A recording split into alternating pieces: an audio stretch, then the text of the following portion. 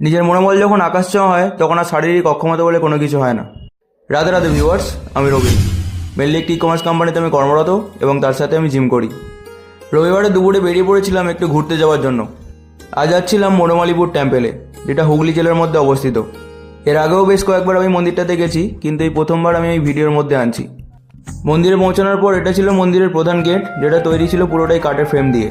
এটা আমার অত্যন্ত পছন্দের একটা জায়গা। মন্দিরটা যেমনই আয়তনে বড় আর ঠিক তেমনই শান্ত প্রকৃতির। এখানে যে কেউ গেলেই তার এক দেখাতেই নিশ্চয়ই পছন্দ হয়ে যাবে। আর এই মন্দিরটা শুধু এখানেই না, মন্দিরটার আরও 4টি ধাম আছে, যেটা বাইরের রাজ্যে অবস্থিত। যদি অ্যাকচুয়ালি তোমরা মন্দিরটার সৌন্দর্য উপভোগ করতে চাও, তাহলে সন্ধ্যার আলোর জন্য তোমাকে অপেক্ষা করতেই হবে। এক কথা এতটা অ্যাট্রাকটিভ দেখতে লাগে যে আপনার ওখান থেকে চলে যেতে মনই চাইবে না। আর মন্দিরটার মধ্যে সবথেকে মোস্ট হিডেন আর মিস্টিরিয়াস পার্ট সেটা হচ্ছে মন্দিরটার নিচেও একটি আন্ডারগ্রাউন্ড মন্দির তৈরি করা আছে, যেখানে একটি শিবলিঙ্গ পূজিত হয়। যারা মহাদেবকে